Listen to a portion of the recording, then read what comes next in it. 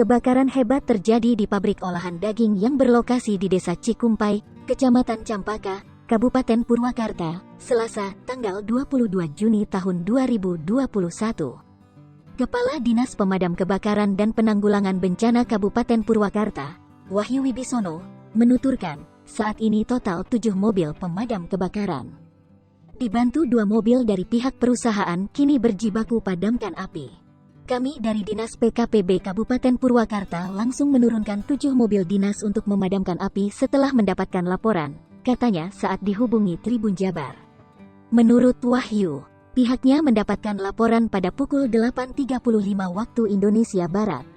Setelah mendapatkan laporan, sebanyak 7 kendaraan dinas dikerahkan untuk segera memadamkan api.